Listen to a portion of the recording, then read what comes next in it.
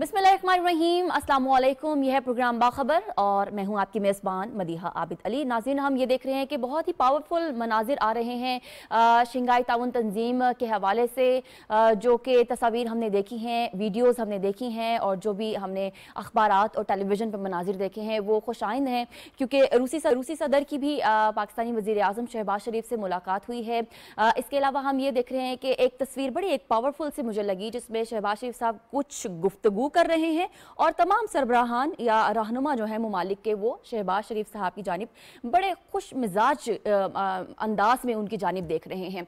तो ये तमाम चीज़ें किस बात की तरफ इशारा करती हैं, पाकिस्तान के लिए क्या खुशखबरी आ सकती है? गैस के हवाले से जो बात हुई है कि एक इंडिया दे दिया गया है व्लादिमीर पुतिन की जानिब से कि पाकिस्तान को गैस जो है वो फराहम की जा सकती है, तो इसमें कितना अरसा लगेगा, पाकिस्तान को कितना फ़ायदा होगा और ये जो रीजनल कोऑपरेशन है वो पाकिस्तान के लिए, इस खित्ते के लिए कितनी पुरअमन और फ़ायदेमंद साबित होगी, ये आज के एक्सपर्ट से हमने जानने की कोशिश करने हैं। तो सबसे पहला सवाल कुछ इस तरह से है कि पाकिस्तान को रूसी गैस की फराहमी के इम्कानात, वज़ीर आज़म की बेहतरीन सफारतकारी, पुतिन शहबाज शरीफ मुलाकात ने इमरान खान के बयानिए में से हवा निकाल दी, ये हमने पूछने की कोशिश करनी है। हमारे साथ हमारे आज के एक्सपर्ट्स हैं। इस्लामाबाद स्टूडियो में हम खुशामदीद कहते हैं ताहिर नईम मलिक साहब को, शरीला अम्मार साहिबा को और आगा इकरार हारून साहब को, जबकि इस वक्त लाहौर स्टूडियो में हमारे साथ मौजूद हैं सज्जाद अनवर साहब। तमाम एक्सपर्ट्स को एक मरतबा फिर से खुशामदीद कहते हैं। ताहिर साहब आपकी जानिब हम पहले आते हैं। हम ये देख रहे थे कि जब इमरान खान साहब की पुतिन साहब के साथ मुलाकात होती है तो ये जाहिर किया जाता है, ये बयानिया दिया जाता है कि ये एक स्टेट की, एक पार्टी के साथ मुलाकात है, लेकिन जब आज शहबाज शरीफ साहब मुलाकात करते हैं तो ये बल्कि साफ बात सामने आ जाती है कि ये स्टेट टू स्टेट रिलेशनशिप है, ये किसी पार्टी का किसी रियासत के साथ या किसी हुकूमत के साथ या किसी सरबराह के साथ रिश्ता नहीं है, बल्कि जब एक स्टेट होती है तो फिर दूसरी स्टेट आपके साथ मुलाकात करती है या बातचीत करती है। क्या कहेंगे, ऑप्शन कौन सी लेंगे, हाँ या ना? मैं बिल्कुल हाँ की ऑप्शन लूँगा और इसमें कोई दो राय नहीं कि रियासत के साथ ताल्लुकात होते हैं। दूसरा, हमारे यहाँ ये बहुत बड़ी मिस परसेप्शन है कि पाकिस्तान की खारजा पॉलिसी आज़ाद नहीं। जब हम ये कहते हैं तो फिर हम ये देखते हैं कि लोगों में एक मायूसी जन्म लेती है कि हम अपने फ़ैसले खुद नहीं कर सकते। तो मैं मुख्तसर वक्त में तारीख़ ये दोहराता चलूँ कि देखें, यहाँ एक वज़ीर आज़म मलिक फ़िरोज़ ख़ान नून थे जिन्होंने गवादर, एक वसी एरिया, और आज जो पोर्ट बन रही है वो उन्होंने मस्कत ओमान से वापस ली। उसके बाद अगर आप देखें तो हमने चाइना के साथ ताल्लुकात, वो जनरल अयूब ख़ान के दौर में जुल्फ़कार अली भुट्टो और उसके बाद हर हुकूमत ने आगे बढ़ाए, और कराक्रम का प्रोजेक्ट हुआ जनरल ज़िया-उल-हक़ के दौर में, मियाँ नवाज़ शरीफ के दौर में उसमें वसअत आई, फिर गवादर पोर्ट डेवलप, तमाम तर मुखालफत के बावजूद सी पैक अपने मराइल में आगे बढ़ रहा है। एटमी प्रोग्राम को देख लें कि बुनियाद रखी, उस वक्त से रीप्रोसेसिंग प्लांट की जो डील थी फ्रांस में कैंसिल हुई, तमाम दबाव आए, मियाँ नवाज शरीफ से ऊपर बहुत दबाव था। क्लिंटन साहब अपनी किताब में लिख चुके हैं, कोई सीगा राज नहीं, हर तरह की तरगीबात दी गई, थ्रेट्स दी गई, लेकिन हमने एटमी सलाहियत हासिल की। इसी तरह सी पैक का मंसूबा, तो ये कहा जी फ़लाँ मुल्क हमें उससे ताल्लुकात रखने नहीं देते, तो क्या कराची में स्टील मिल रशिया ने नहीं लगाई, क्या हमारी जॉइंट मिलिट्री एक्सरसाइजेज नहीं होती, क्या दिफाई तावन नहीं होता और नहीं होता। ये जो ताल्लुकात हमारे रशिया के साथ एक मकाम पे खड़े हो गए थे वो अफ़गान वार की वजह से, और उसके बाद हम नई रियलिटीज़ जो जेनेवा अकॉर्ड के बाद आई हैं और जो इंडिया अमेरिका की झोली में जा रहा, उसके बाद हमने ये देखा कि जो साबिक सदर आसिफ अली जरदारी के वक्त 2008 से हम एक लुक ईस्ट पॉलिसी थी कि हम रूस, चीन, तुर्की और ईरान से तावन, माशी, सियासी और जो स्ट्रेटेजिक है और मिलिट्री तावन है, इसको बढ़ाएंगे। इसी पॉलिसी को मियाँ नवाज शरीफ ने भी जारी रखा, और इसमें अहम देखें 2015 में उनके वक्त में एक गैस पाइपलाइन का मुआहदा हुआ जो 2020 में कंप्लीट होना था, ज़मीनी रास्ते से, वहाँ समुंदर के रास्ते से, कराची से लेके और पंजाब तक उस गैस पाइपलाइन ने आना था। वो बाद में यूक्रेन वार की वजह से, पहली तो बात ये कि 2020 में वो डिले क्यों हुआ, और फिर आखिरी लास्ट लेग में सैंक्शंस की वो नज़र हुआ, तो उस पर मैं समझता हूँ कि अगर वो बर वक्त मुकम्मल हुआ होता या भी किया तो वो बहुत बड़ी एक विंडो ऑफ अपॉर्चुनिटी है। दूसरा, ये बहुत अच्छी, ये जो कहा जा रहा था कि सदर पुतिन ने और रशिया ने پاکستان کے اندر ایک رجیم چینج کی اصطلاح استعمال ہوئی، تو اس کو ساری اس میٹنگ نے ڈسپیل کر دی ہے کہ جو ہے عالمی سیاست میں انٹرسٹ پرماننٹ ہوتا ہے، انٹرسٹ کے علاوہ کوئی چیز پرماننٹ نہیں ہوتی. روس سے ہمارا تعاون جاری رہے گا، چین سے ہمارا تعاون جاری رہے گا، مسلم ممالک سے تعاون رہے گا، حکومتیں آتی ہیں اور جاتی ہیں. تو یہ ایک بڑی خوشائند بات ہے میرے نزدیک. صحیح ہے، ٹھیک ہے، آپ نے ہاں میں جواب دیا. شنیل صاحبہ آپ کیسے دیکھتی ہیں، کس لینس سے دیکھتی ہیں اس ملاقات کو اور پھر بیانیے کو جو کہ دیا گیا تھا؟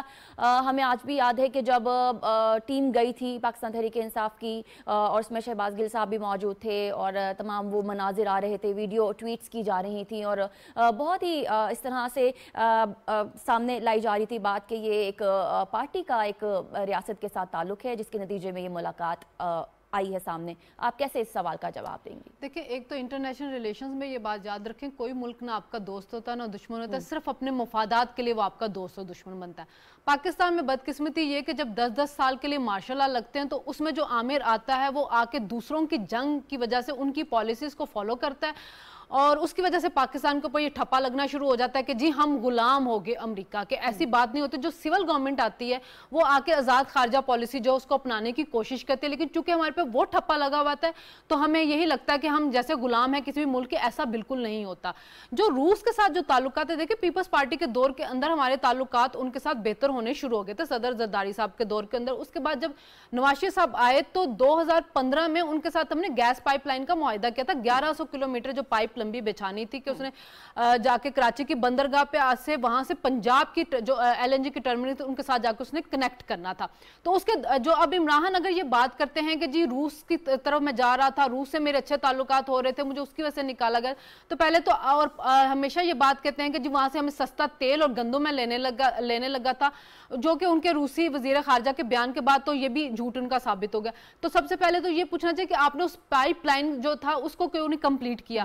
ہمیں وہاں سے سستی گیس مل رہی ہوتی. آج ملک کے اندر گیس کا جو بحران ابھی آنا ہے کیونکہ LNG جو روس اور یوکرین کی وار کی وجہ سے گیس کی قیمتیں بہت زیادہ بڑھ چکی ہوئی ہیں اور یورپ جو ہے اس میں بھی جو پرابلم ہو رہے ہیں تو ان سب نے بھی دوسرے ممالک سے مہنگی خریدنی شروع کر دی اور ہمارا ملک جو ہے وہ اس قابل نہیں کہ وہ اتنی مہنگی جو ہے گیس خرید سکے. تو وہ جو بیانیہ اس سے تو ویسے ہی جو ہے نا وہ ہوا نکل گئی تھی روسی وزیر خارجہ کے بیان کے بعد. اور یہ بات یہ ہے کہ اسٹیٹ کا اسٹیٹ کے ساتھ تعلق ہوتا ہے اور پیوٹن کی پیپلز پارٹی کے ساتھ بھی اچھے تعلقات تھے. انہوں نے اپنا کل جو سٹیٹمنٹ جاری کی اس کے اندر انہوں نے بات کی ہے کہ مجھے یاد ہے اپنی ملاقات جو میاں نواز شریف صاحب کے ساتھ ہوئی تھی. تو اسٹیٹ کے ساتھ تعلقات تھے، لیکن پی ٹی آئی کے دور میں ہمیشہ ہر بات کو اس طرح سے دکھائے گا کہ جیسے پاکستان کی تاریخ میں یہ پہلی دفعہ ہو رہا ہے. اگر محمد بن سلمان پاکستان آئے تو ایسا لگا کہ جیسے پہلی دفعہ سعودیوں نے پاکستان کو کوئی عزت دی ہے.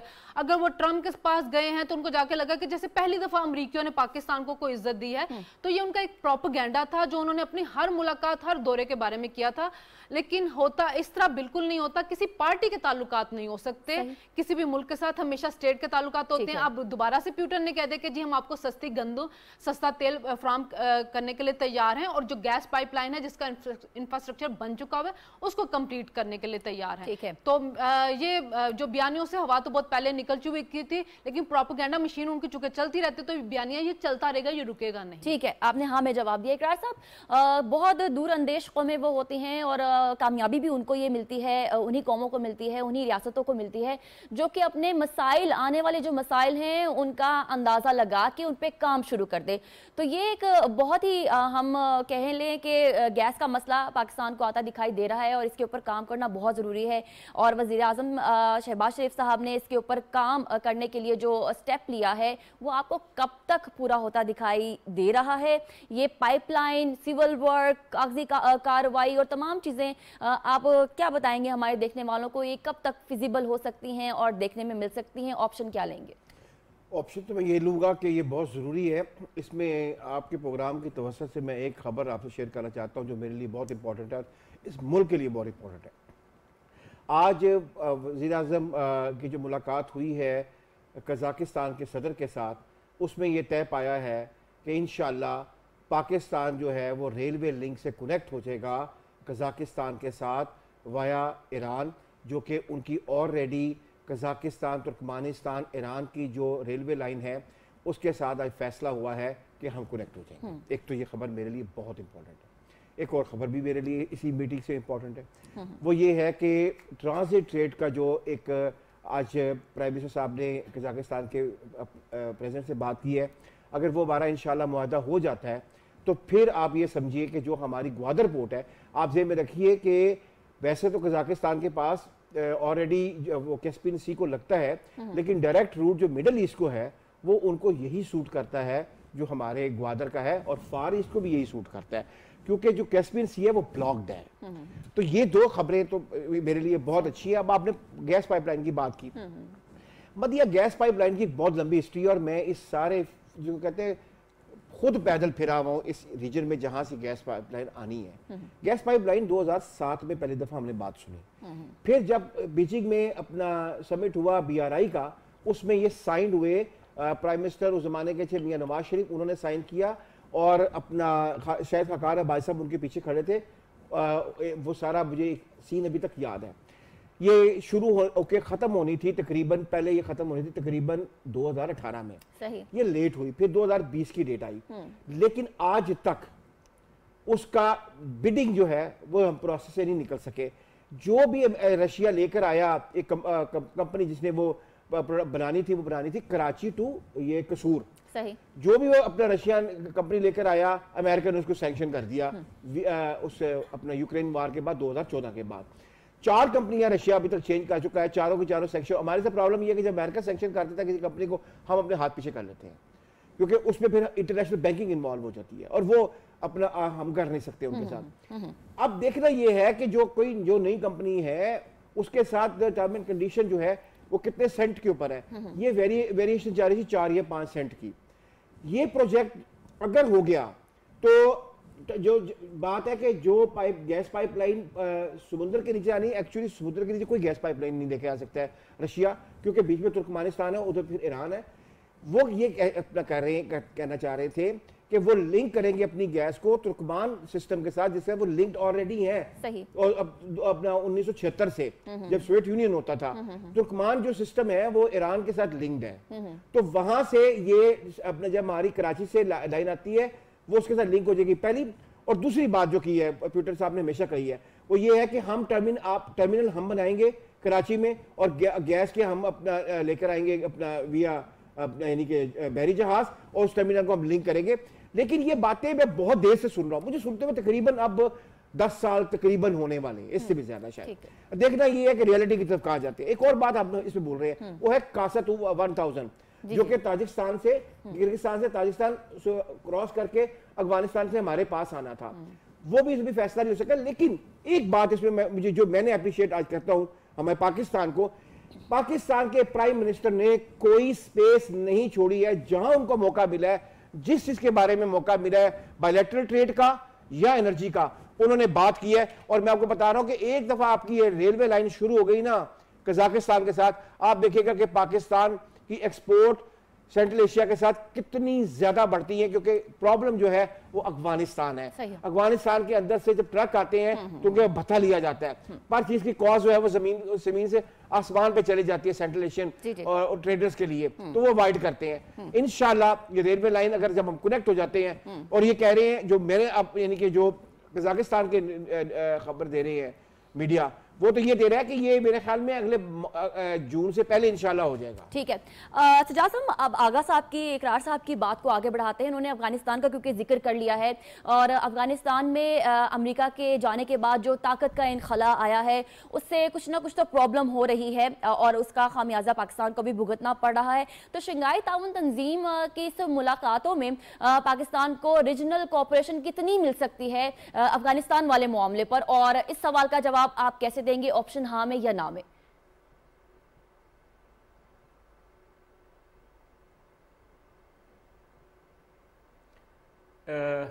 سوال تو آپ کو ایک دفعہ مجھے دوبارہ بتانا ہوگا مدیحہ، کیونکہ تھوڑا سا آڈیو کا ایشو تھا، میں آپ کا سوال نہیں سن سکا تھا۔ ٹھیک ہے، ٹھیک ہے۔ لیکن میں یہ بات ضرور کہوں گا کہ جنرل مشرف کے ٹائم کے بعد سے پاکستان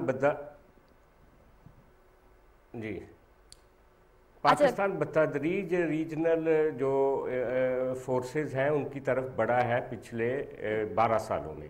اس کی وجہ یہ تھی کہ جنرل ضیاء کے ٹائم سے ہم رشیا سے کٹے ہوئے تھے اور ایران کے اوپر جو پابندیاں تھیں، معاشی پابندیاں، اس کی وجہ سے ہم ایران کے ساتھ بھی تجارت نہیں کر پا رہے تھے. انڈیا کے ساتھ ہماری ایک دشمنی چل رہی ہے، ہم انڈیا کے ساتھ بھی اپنی ریجنل ٹریڈ جو تھی اس کی طرف نہیں بڑھ پائے تھے. یہ تینوں ملک جو ہیں یہ کافی پوٹینشیل تھے پاکستان کی تجارت کے حوالے سے اور ریجنل انرجی سپلائی کے حوالے سے.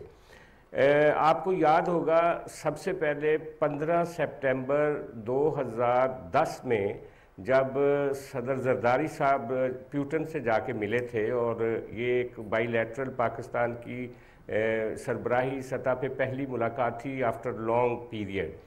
تو اس وقت پیپلز پارٹی کے جو سب سے مخالف ایک ڈیفنس اینالسٹ تھے اسلم بیگ صاحب، انہوں نے اس کی بڑی تعریف کی تھی اور زرداری صاحب کے بارے میں کہا تھا کہ انہوں نے یہ بہت بہتر کیا کہ ہمیں اپنا لک ٹورڈز ایسٹ کرنا چاہیے اور رشیا کے ساتھ اچھے تعلقات بنانے چاہیے.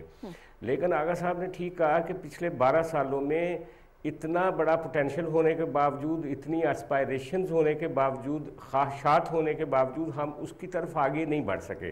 اس کی ایک بنیادی وجہ ہے کہ جو بینکنگ ٹرانزیکشن کا سسٹم ہے اور جو بینکنگ کا ایک ورلڈ سسٹم ہے اس کے اوپر امریکہ کی کافی زیادہ اس کے اوپر کنٹرول ہے. اور دیکھیں یہ جو یوکرین رشیا وار ہے اس کے اندر بھی امریکن فیکٹر کافی بڑا ہے اور رشیا کی جو انرجی سپلائی تھی ٹورڈز یورپ وہ منقطع ہو کے رہ گئی ہے. تو اسی کی وجہ سے ابھی بھی کافی دقت ہوگی پاکستان کو رشیا سے گیس لینے کے لیے. وہ جو ایران رشیا پاکستان ایک سینٹرل ایشیا ایک بہت بڑا ایک پائپ لائن کا ایک فیوچرسٹک منصوبہ تھا وہ بھی کھٹائی میں پڑا ہوا ہے. تو لیکن یہ کچھ چیزیں بہت اچھی ہو گئیں، جیسے یہ جو ان کے ساتھ قزاقستان کے ساتھ وایا ایران ہماری کنیکٹیوٹی سینٹرل ایشیا کے ساتھ ہو جائے گی اگر بائی ٹرین، تو یہ بہت بڑا ایک کام ہوگا. اور میں سمجھتا ہوں کہ پاکستان کے بہت سارے مسئلے تو صرف ریجنل جو کوآپریشن ہے اسی سے حل ہو سکتے ہیں. اور جس طرح کی یہ میٹنگ ہوئی اور پیوٹن ہمیشہ پاکستان کے بارے میں اس کی ایک اچھی سوچ ہے اور اچھا نقطہ نظر ہے، اسی لیے وہ پاکستان کا ہر سربراہ میاں نواز شریف کے ساتھ بھی ان کی بڑی شاندار ایک ریلیشننگ رہی. عمران خان کے ساتھ بھی جب عمران خان گیا تھا تو وہاں پہ انفارچونیٹلی اس وقت ان کی یوکرائن کے ساتھ وار تھی، اس کو پی ٹی آئی نے ایکسپلائٹ کرنے کی کوشش کی اور سارا ملبہ امریکہ پہ ڈالنے کی کوشش کی. کچھ ان کو بھی عقل مندانہ ڈپلومیسی کرنی چاہیے تھی کیونکہ یہ ایک سمجھ لیں کہ ہمیں بیلنس کر کے ہی چلنا پڑے گا. اگر ہم بیلنس کر کے چلیں گے تو پھر ہی کوئی رستہ نکل سکتا ہے. ادروائز تو آپ کو پتہ ہی ہے کہ جو ہم فکس میں ہیں، رشیا جو ہے وہ اس کے اوپر امریکہ کی نظر ہے، انڈیا کے ساتھ ہمارے تعلقات ٹھیک نہیں ہیں، ایران کے اوپر بھی کئی طرح کی سینکشنز ہیں، لیکن ہم نے انہی ملکوں کے ساتھ رہ کے ہی اپنا اگلا فیوچر بھی تلاش کرنا ہے. یہ کافی ایک مشکل لیکن ایک مطلب ایک ایسا کام ہے جس میں سے ہم گزر گئے اگر تو ہمیں بہت سارے ریجنلی کوآپریشن کے دروازے کھولیں گے اور پاکستان پراسپیریٹی کی طرف جا سکے. ٹھیک ہے، پراسپیریٹی کی طرف جائے گا. ناظرین یہ بہت ہی ایک اچھی بات ہے، اپنا جو کینوس ہے اس کو وسیع کرتے ہوئے ایسی بات کریں جو کہ انٹرنیشنلی جو ممالک ہیں ان کے ساتھ مل کر کام کرنے سے پاکستان میں بہتری آئے اور پاکستان میں جو انوائرمنٹ کے ایشو ہیں وہ بھی پاکستان کے سورٹ آؤٹ ہوں تاکہ جو سیلاب ہیں آنے والے دنوں میں پاکستان کو ان سے بھی چھٹکارا حاصل ہو سکے. اینٹونیو جو گوترس سے جب پاکستان آتے ہیں تو ہم ان سے بات کرتے ہیں سیلاب کی صورتحال کے اوپر، لیکن وہ پھر یہ پاکستان کو کہہ کر جاتے ہیں کہ پاکستان کا اس میں زیادہ قصور نہیں ہے، بلکہ کوئی قصور نہیں ہے، بلکہ وہ ممالک جو کہ ترقی یافتہ ہیں وہ ترقی کر رہے ہیں اور وہ انوائرمنٹ کو پلیوٹ کر رہے ہیں جس کی وجہ سے ڈیولپنگ نیشنز جس میں پاکستان کا شمار بھی ہوتا ہے وہ خامیازہ بھگت رہے ہیں. تو ہمارا جو دوسرا سوال ہے وہ اسی سلسلے کی کڑی ہوگا کہ پاکستان میں سیلاب کی تباہ کاریاں انسانی सरगर्मियों का नतीजा। क्या G20 ममालिक पाकिस्तान में इंसानी अलमिये की जिम्मेदारी कबूल करेंगे या नहीं? अच्छा ताहिर साहब, आपकी पहले बढ़ूंगी। हम ये देख रहे हैं कि जो G20 ममालिक हैं उनमें वो ममालिक शामिल हैं जो कि तरक्की याफ्ता हैं, और हम ये भी देख रहे हैं कि वो दुनिया की जो एनवायरनमेंट है उसको पोल्यूट करने में भी किरदार अदा कर रहे हैं, और जिसका खामियाजा जो है वो पाकिस्तान जैसे कंट्री को बहुत ही बड़े मैसिव लेवल पे भुगतना पड़ रहा है, और जिसका सबके सामने है सैलाब की सूरत हाल, और जो अभी शंघाई ताउन तंजीम है सैलाब की सूरत हाल वहाँ पे भी डिस्कस हुई है। तो आप क्या कहेंगे कि ये भी मामला सॉर्ट आउट हो सकता है या नहीं, और सवाल का जवाब आप ऑप्शन हाँ में लेंगे या ना में? ये मैं हाँ में लूँगा, लेकिन मैं ये कहना चाहता हूँ कि मैं अभी चंद रोज़ पेशतर यूरोप से आया हूँ और मुझे यूरोपियन पार्लियामेंट ब्रसल्स भी जाने का इत्तफाक हुआ है। तो ये जो आपने जिन तंजीम का नाम लिया G20+, वो वेस्ट है, और वेस्ट के साथ हम गुज़श्ता कई दिहाइयों से सिक्योरिटी हमारा तावन रहा है। तो ना हमें नेटो दिखाई दे रहा है, ना हमें यूरोपियन यूनियन दिखाई दे रहा है, ना अमेरिका दिखाई दे रहा है, जिनकी तरफ हमारी लीड की सारी उम्र रही है, वो एक फोकस रहा है, और उनकी हमने एक कीमत भी अदा की उनके साथ, उनका तावन करने की। लेकिन अब जब इंसानी अलमिया वहाँ नज़र आया है तो वो मदद तो कर रहे हैं, लेकिन जिस सतह की करनी चाहिए वो वहाँ नहीं हो रही। दूसरा ये कि ये इंसानी अलमिया, इसमें समझूंगा मेरी जो ऑब्जर्वेशन है वहाँ पे, हमारा फ़ॉरेन ऑफिस में के जो लोग हैं, सफारत खाने हैं, वो कम्फर्ट जोन में बैठे हुए हैं। वो वहाँ के मसलन मैं आपको कहूँ यूरोप और अमेरिका के जो रोल मॉडल हैं, जो वहाँ की सिविल सोसाइटी है, शोबिज़ से मुतल्लिक शख्सियात हैं, जो वहाँ नोबेल पीस प्राइज़ होल्डर है, उन्हें रीच ही नहीं कर रहे।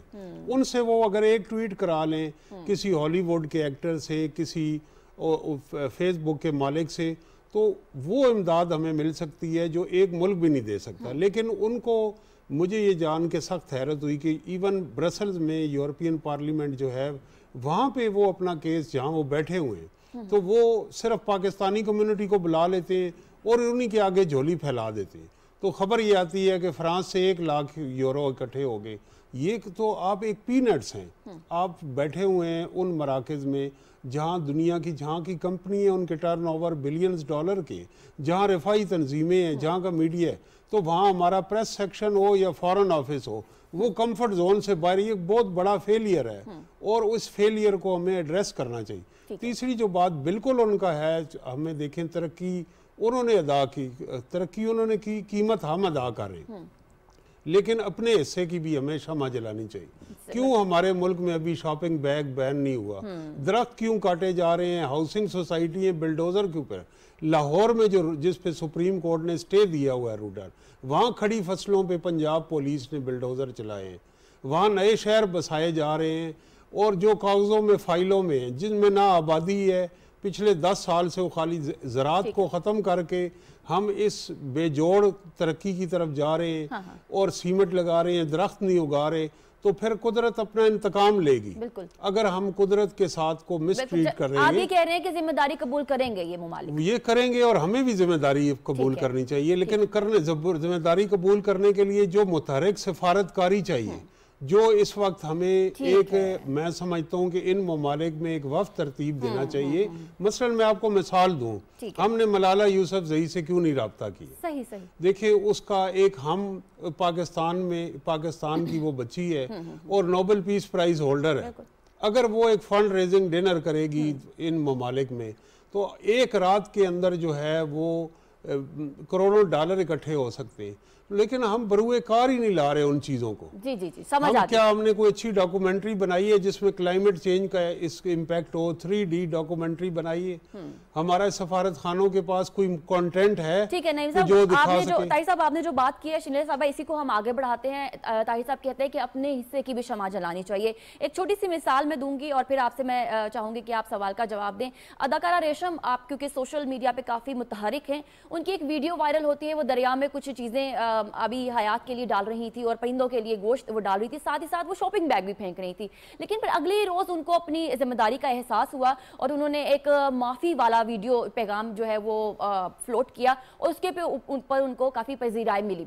तो मेरा ये मानना है कि अगर इस तरह के अदाकार, इन्फ्लुएंसर्स जिनके सोशल मीडिया पे बहुत ज़्यादा फॉलोअर्स हैं या उनको सिनेमा में बहुत अच्छे तरीके से देखा जाता है, जैसे मलाला यूसुफजई हैं, इनसे रब्ता किया जाए जाए और इनको एनवायरमेंटलिस्ट बनाया जाए और इनसे ऐसे काम करवाए जाए ताकि इनके फॉलोअर्स जो हैं वो इनको फॉलो करें। तो आपको लगता है कि G20 जो ममालिक हैं वो भी अपनी जिम्मेदारी कबूल करते हुए और इस तरह से ताहिर साहब ने कहा है कि अच्छी सफारतकारी के जरिए अपनी जिम्मेदारी कबूल कर लेंगे, ऑप्शन क्या लेंगी? देखिए, वो अपनी जिम्मेदारी पाकिस्तान के लिए तो बिल्कुल कबूल नहीं करेंगे कि पाकिस्तान में जो मसला आया वो हमारी वजह से आया हुआ है। हाँ, उनको रियलाइज जरूर हो रहा है कि मौसमियाती तब्दीलियां जो वो उनको भी अफेक्ट कर रही हैं।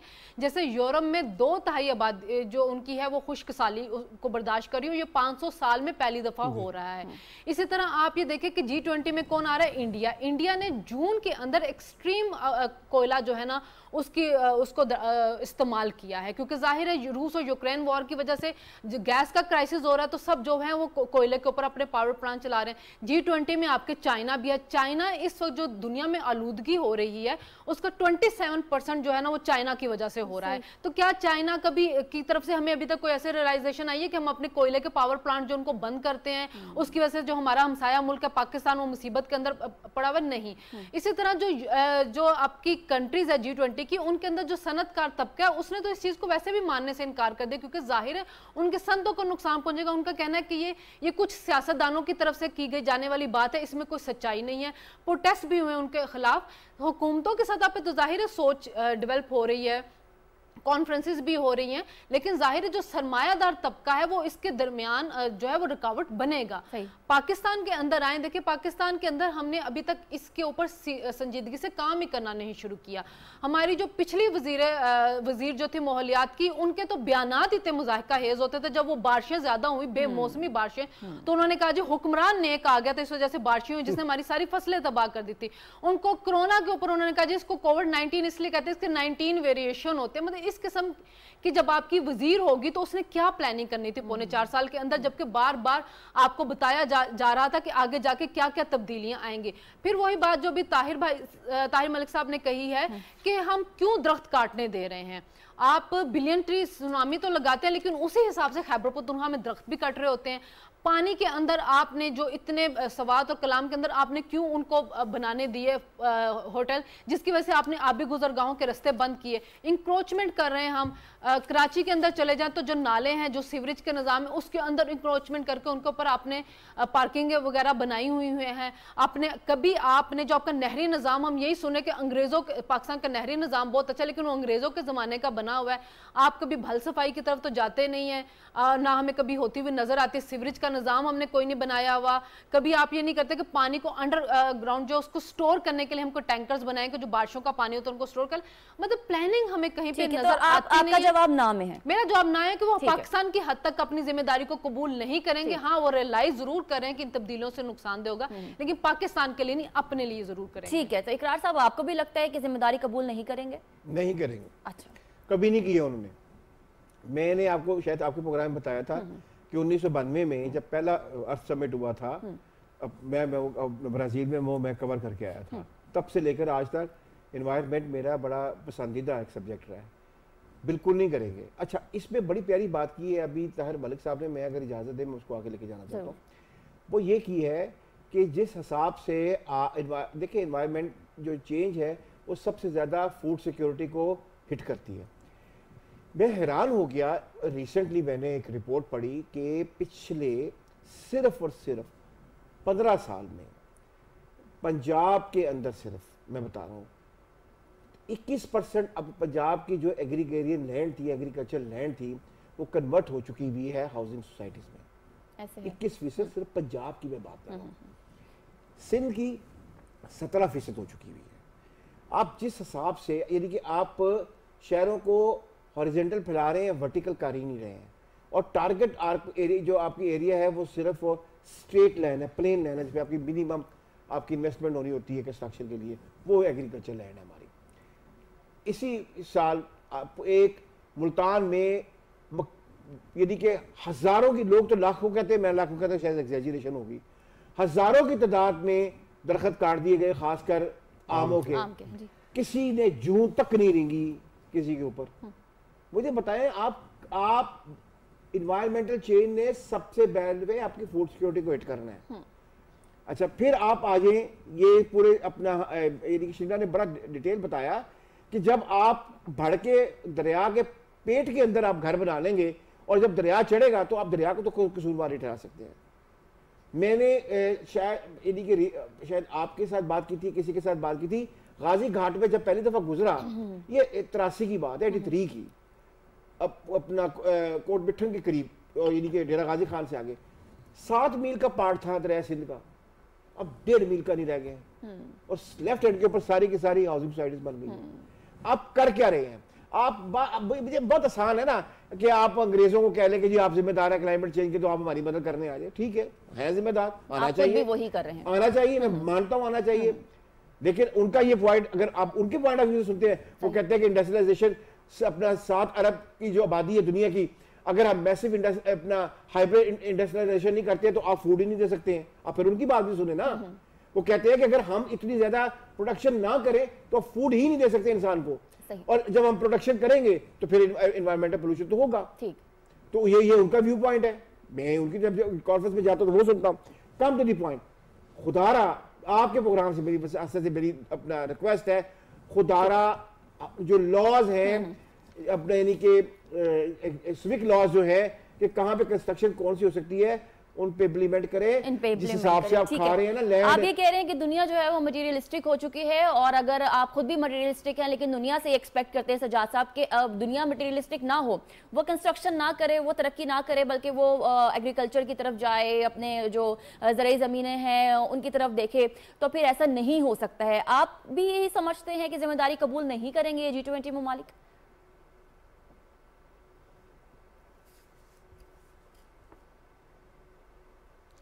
ہاں, دنیا مٹیریلسٹک ہو نہیں چکی, دنیا ہمیشہ سے مدیحہ مٹیریلسٹک رہی ہے, ہمیشہ سے, اور اکانومی ہی ڈرائیو کرتی ہے دنیا کے ساری پالیٹکس کو.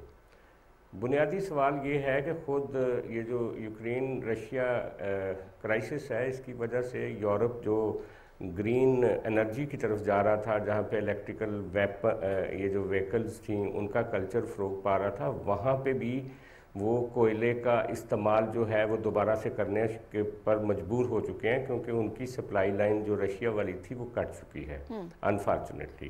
اور وہ اس کی دلیل یہ دیتے ہیں کہ یہ ایک مجبوری ہے, اور سارا بلیم وہ رشیا پہ ڈال رہے ہیں, حالانکہ اس کی ذمہ داری سارے رشیا پہ تو نہیں, اس کا بہت ساری ذمہ داری جو ہے ان لوگوں پہ ہے جنہوں نے یوکرین کو کھڑا کیا رشیا کے سامنے, اور اس ورلڈ پالیٹکس کو جنہوں نے چلایا. تو وہ ہاں, وہ کئی کانفرنسیں کروا دیں گے G20 والے, آپ کے اویئرنیس کے لیے کچھ پیسے دے دیں گے NGOs کو, کچھ آپ کو بتا دیں گے کہ آپ نے کیا کرنا, لیکن جو اصل گند ہم نے خود ڈالا ہوا ہے. میں نے اس پروگرام میں کئی دفعہ کہا ہے کہ جو دنیا میں انڈسٹری کباڑا ہو جاتی ہے, یا جس کو وہ پھینکنا ہوتا ہے انہوں نے, یہ ہمارے انڈسٹریلسٹ وہ اٹھاتے ہیں اور یہاں لا کے ملیں بناتے ہیں. ہمارا پنجاب سارا جو تھا وہ ایک گرین پنجاب تھا, اس کا پانی بہت اچھا تھا, اس کی ہوا بہت اچھی تھی, لیکن اس انڈسٹریلائزیشن جو بھی ہوئی ہے پچھلے 30-40 سالوں میں, اس نے اس کو تباہ و برباد کر کے رکھ دیا ہے. کیونکہ ان کو کوئی, ان انڈسٹریلسٹ کو کوئی چیک کرنے والا بھی نہیں ہے کہ یہ جو فضلہ ہے, یہ جو اس کی انڈسٹری کے نتیجے میں جو ہوا میں پولوشن پھیل رہی ہے, جو زمین کے نیچے پولوشن جا رہی ہے, اس کو ری سائیکل کس نے کرنا ہے, اس کا یہاں پہ کوئی نظام نہیں ہے, کوئی چیک اینڈ بیلنس نہیں ہے. ہمارے شہروں کی اربنائزیشن کی بات طاہر نعیم ملک صاحب نے کی اور آغا اقرار ہارون نے کی. ڈیفینیٹلی یہ ایک بہت بڑا مسئلہ ہے. آپ دیکھیں کہ ہم نے پچھلے 40-50 سالوں میں آبادی کا کس تناسب سے ہماری آبادی بڑھی ہے. یہ جو آبادی تیزی سے بڑھی ہماری اور غربت اس کے ساتھ بڑھی ہے, اس نے شہروں کے اندر اٹریکشن پیدا کر دی ہے روزگار کے حوالے سے, اور اربنائزیشن کا ایک بڑا کلچر. گورنمنٹ بالکل نہیں سوچ رہی. ہمارے بہت سے علاقے ایسے ہیں, اگر پرپورشن دیکھیں آپ, سندھ کے بہت سارے علاقے ہیں, بلوچستان کے علاقے ہیں, جہاں پہ شہر جو ہیں وہ کوسوں دور ہیں, 400 کلومیٹر 500 کلومیٹر کے فاصلے پہ ہیں. اسی طرح جو زیادہ پریشر ہے وہ کراچی پہ ہے, یہ چند بڑے شہروں پہ ہے. اس پریشر کو ڈائیورٹ کرنے کی ضرورت ہے, کچھ آؤٹ آف باکس سوچنے کی ضرورت ہے. روزگار لوگوں کو چاہیے, لیکن روزگار کے مواقع جو ہیں وہ پورے پاکستان میں پھیلانے کی ضرورت ہے. اپنی بنجر زمینوں کو آباد کرنے کی ضرورت ہے. آنے والا وقت پانی کا, ہمیں اس چینجنگ انوائرنمنٹ میں اور اس گلوبل وارمنگ کے جو افیکٹس آ رہے ہیں, میں نے پہلے بھی کہا, ایک نیا لائف سٹائل, ایک نئی طرز گورننس, ایک گورننس کا نیا ڈھانچہ اگر نہیں ہم بنائیں گے تو ہم بہہ جائیں گے اس پانی میں. इस धूप में, इस हीट वेव में मारे जाएंगे। ठीक है सजाद साहब, आपने भी नाम में जवाब दिया है और इस सिलसिले में सिर्फ उम्मीद की जो एक किरण दिखाई है वो ताहिर साहब ने दिखाई है। वो ये कहते हैं कि सफारतकारी के ज़रिए अगर हम जिम्मेदारी उनके ऊपर तो ये मुमकिन हो सकता है, लेकिन तमाम हमारे दीगर एक्सपर्ट से कहते हैं कि ऐसा वो जिम्मेदारी जो है वो नहीं देख रहे हैं हम कि मुस्तकबिल करीब में कोई जिम्मेदारी इसकी उठाएगा। नाज़रीन आगे बढ़ेंगे, हम ये आपको बताते चलें कि पाकिस्तान, क्योंकि आपको ख़ुद भी मालूम है पाकिस्तान तहरीक इंसाफ की 2 सूबों में पंजाब में और खैबर पख्तूनख्वा में हुकूमत है, जबकि AJK में और गिलगित बल्तिस्तान में भी ये पार्टी हुकूमत करती है। लेकिन आए रोज़ पाकिस्तान तहरीक इंसाफ की जानिब से ये बयानिया दिया जाता है कि इंतखाबात होने चाहिए, इंतखाबात होंगे, इंतखाबात करवाएंगे, हुकूमत को गिराएंगे। लेकिन सवाल ये उठता है, हम अपने एक्सपर्ट से जानने की कोशिश करेंगे, लेकिन जब आप इंतखाबात की कॉल देते हैं या मुतालबा करते हैं कि आप इंतखाबात करवाएं तो आपको अपनी नशिस्तें सूबाई असम्बली से और कौमी असम्बली से छोड़नी पड़ती हैं। तो क्या ऐसा मुमकिन है या नहीं है? सवाल हमारा कुछ इस तरह से है कि अवामी मकबूलियत के दावेदार पाकिस्तान तहरीक इंसाफ जल्द इंतखाबात के लिए KPK और पंजाब असम्बली की रकनीत से दस्तबरदार होगी या नहीं? ताहिर साहब कहते हैं इतना बड़ा कदम उठा सकती है पाकिस्तान तहरीक इंसाफ? दस्तबरदार नहीं होंगी। देखिए, इंतखाबात ज़रिया है इक़्तिदार में आने का। जो भी ये जमातें हैं सियासी, वो इसमें हिस्सा लेती हैं इक़्तिदार में आने के लिए। पर तो इस वक्त पाकिस्तान की कोई ऐसी सियासी जमात नहीं जो इक़्तिदार में ना हो।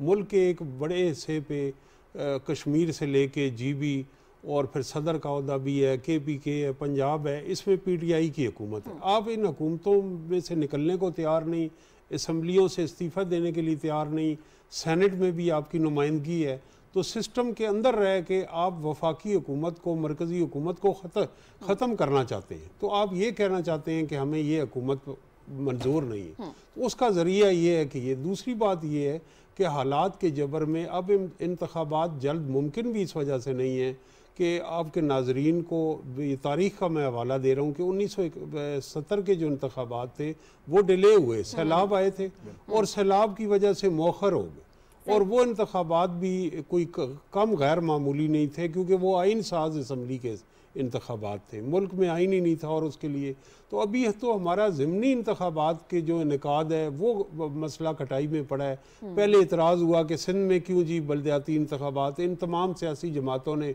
इनका विजन ये अपोजिशन जमातों ने ये कहा जी कि ये हुकूमती जो PDM जमातें इंटरेस्टेड नहीं। अब आप देखें कि अगर वो ना इलेक्शन कमीशन मुलतवी करता तो जहाँ पे हमें राशन पहुँचाने में दिक्कत हो रही है, क्या वहाँ बैलेट पेपर पहुँच सकते थे? और अब जो ज़िमनी इंतखाबात हैं वो पोस्टपोन हुए, वो हुए। और इसके अलावा एक रूटीन में चीज़ों की एक सप्लाई चेन कमांड भी है। इलेक्शन कमीशन, नादरा, ये वोटर फहरिस्तों पे काम कर रहे हैं, नए वोटर ऐड हो रहे हैं, पुराने निकाले जा रहे हैं, हल्का बंदियाँ हो रही हैं, तो एक टाइम चाहिए। और तीसरा पहलू जो इकोनॉमिक फैक्टर है, इस वक्त आपकी मईशत बहुत स्ट्रेस पे है। इस कुदरती आफत के लिए दुनिया का कोई मुल्क भी तैयार नहीं है, और ऊपर से जो आपकी एक तातुल का शिकार हो गया माजी की हुकूमत की वजह से IMF प्रोग्राम, तो इकनॉमिक जो वायबिलिटी है वो भी नहीं। तो इसलिए सिर्फ आप ये कि यलगार करना चाहते हैं, और उस यलगार की कीमत रियासत को, अवाम को क्या देनी पड़ेगी, इससे आप बेनियाज हैं। तो ये जो बेनियाजी हैं ये रियासत के लिए दुरुस्त नहीं है। ठीक है ताहिर साहब, आप कहते हैं कि दस्तबरदार तो नहीं होगी, और दूसरे भी आपने बता दिए कि 3 ऑप्शंस हैं, ये तीनों ही पॉसिबल नहीं है इस वक्त, और दस्तबरदारी तो पॉसिबल ही नहीं है।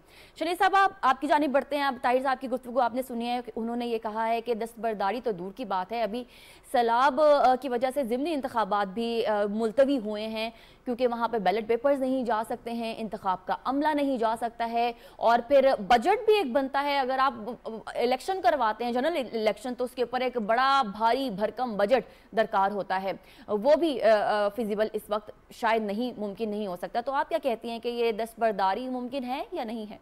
बिल्कुल भी नहीं होंगे दस्तबरदार। देखिए, जिस वक्त इनके खिलाफ तहरीक अदम एतमाद आ रही थी, उस वक्त भी उन्होंने असेंबली नहीं तोड़ी थी, क्योंकि उनको शायद यकीन था कि तहरीक अदम एतमाद जो है वो नाकाम हो जाएगी। जब वो कामयाब होगी तो आइन शिकनी करके उन्होंने और असेंबली तोड़ दी थी, लेकिन सिर्फ असेंबली तोड़ी थी। पंजाब तब भी उन्होंने नहीं उसको असेंबली तोड़ी थी, वहाँ से सिर्फ बुज़दार से इस्तीफ़ा ले लिया था और परवेज़ इलाही के लिए रास्ता हमवार करना शुरू कर दिया था।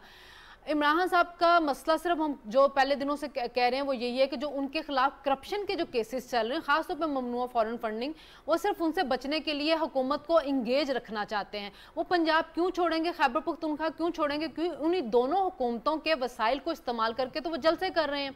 वो दोनों हुकूमतें जो हैं वो उनके जलसों के अंदर लोगों को लेके आ रही है, उनके हेलीकॉप्टर इस्तेमाल करें एक जगह से दूसरी जगह जाने के लिए।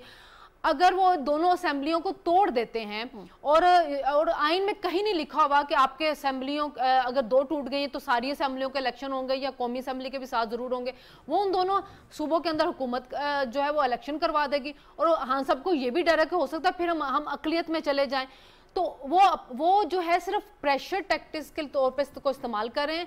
अभी भी उनको ये दोनों हुकूमतें चाहिए। अगर उन्होंने इस्लामाबाद के ऊपर यलगार करनी, जिसका वो बार बार कह रहे हैं कि मुझे अगर दीवार के साथ लगाया गया, जिस पे हम बार बार मैं ये पूछती हूँ कि आपको साथ अभी हुआ क्या जो आपको दीवार के साथ लगाया जा रहा है, तो मैं इस्लामाबाद पे हमला करूंगा, तो उस हमले के लिए उनको दोनों सूबों से जो आवाम चाहिए, उसके लिए ये असेंबलियां कभी भी नहीं तोड़ेंगे। बाकी यही कि ना मुल्क के हालात इस वक्त किसी भी इलेक्शन के लिए साजगार नहीं है। आप लोगों के पास जा रहे हैं इमदाद के लिए, मदद के लिए कि हमारे मुल्क में सैलाब आया हुआ है, 30 अरब डॉलर हमें चाहिए इंफ्रास्ट्रक्चर को बिल्ड करने के लिए, और आप यहाँ पे इलेक्शन खेलना शुरू कर दें। और इलेक्शन भी आप ये कह रहे हैं कि ईवीएम मशीनों के ऊपर, जिसके लिए आपको 500 अरब एक्स्ट्रा चाहिए। तो ये बहुत कॉम्प्लिकेटेड चीज़ है। लेकिन खान साहब जो है ना वो ये जो है शोशे छोड़ी रखेंगे और अपनी असेंबलियां वो नहीं छोड़ेंगे, क्योंकि उनकी ताकत है इस वक्त ये खैबर पख्तूनख्वा। ठीक है इकरार साहब, टाइम बहुत कम है, मैं क्विकली आपसे सवाल जरूर एक बहुत अहम सवाल पूछना चाहती हूँ कि रिपोर्ट आपने भी पढ़ी होगी कि खान साहब को गुज़िश्ता वज़ीर आज़मों से ज़्यादा सिक्योरिटी इस वक्त मिली हुई है, और शर्नीला साहिबा ने भी कहा है कि KPK और पंजाब की रिसोर्सेज इस्तेमाल करते हुए यही कैंपेन्स और तमाम पार्टी की जो मसरूफियात हैं, एक्टिविटीज़ हैं, वो की जा रही हैं। तो ऐसे में सवाल तो यही बनता है कि दस्तबरदारी मुमकिन है या नहीं, हाँ में जवाब देंगे या ना?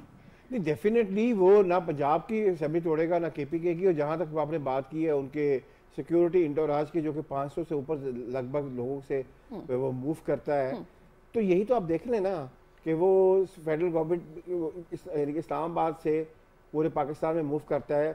सबसे बड़ा सिक्योरिटी इंटोराज जो कि किसी प्राइम मिनिस्टर को नहीं मिला था, 4 प्राइम मिनिस्टर पीछे से निकाल लें, तो फिर वो एक मैसेज क्या दे रहा होता है देखने वाले को, तो ये मैसेज दे रहा होता है मैं रियासत से बड़ा हूँ। ठीक है, जो प्राइम मिनिस्टर हमारे हैं वो तो बेचारे जो हैं वो 4 गाड़ी में जाते होंगे कि पैसे बचाएं। वो कहता है पहले मैं हवाई जाता था हेलीकॉप्टर पे, अब मैं चाहता हूँ 37 गाड़ियों के साथ। तो बड़ा फिर कौन हुआ? ये खौफनाक मैसेज दिया जा रहा है अवाम को, और हम लोग इसको बहुत बहुत लाइटली ले रहे हैं। ठीक है, लाइटली ले रहे हैं। इकरार साहब क्विकली आप हाँ लेंगे या ना लेंगे, क्योंकि 1 मिनट रहता है और सजाद साहब को टाइम देना है। ठीक है, नहीं हल्ला बोलना है, जब उसने हल्ला बोलना है तो वो तो दोनों तरफ से बोलेगा ना, उधर से और इधर से। बहुत शुक्रिया आपका। सजाद साहब, ओवर टू यू।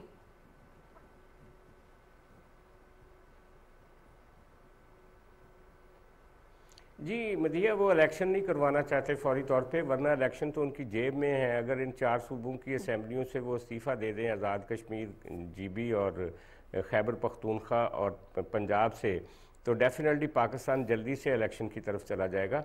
वो सिर्फ अपना प्रेशर बरकरार रखना चाहते हैं, और ये पंजाब और इन सारे सूबों की मशीनरी, बिल्कुल ठीक कहा पैनलिस्ट ने कि वो ताकत के तौर पे इस्तेमाल करना चाहते हैं। और ये उनका बयानिया एक फेक बयानिया है। वो चाह रहे हैं कि अगला 1 साल जो भी इलेक्शन जब भी हो, उसमें वो अपना एक प्रेशर साथ साथ मेंटेन रखें। ठीक है, प्रेशर जो है वो साथ साथ मेंटेन रखें। बहुत माजरत के साथ सजाद साहब, टाइम क्योंकि कम है तो हम अब प्रोग्राम जो है वो क्लोज करेंगे। नाज़रीन, जो 3 सवालात अपने एक्सपर्ट्स के सामने रखे और उनका जवाब हमारे एक्सपर्ट्स ने कैसे दिया आपने देखा है। शर्नीला अम्मार साहिबा, ताहिर नईम मलिक साहब, आगा इकरार हारून साहब और सजाद अनवर साहब, आप सबका बहुत शुक्रिया। अपना ख्याल रखिए नाज़रीन। अल्लाह हाफ़िज़। पाकिस्तान पाइंदाबाद।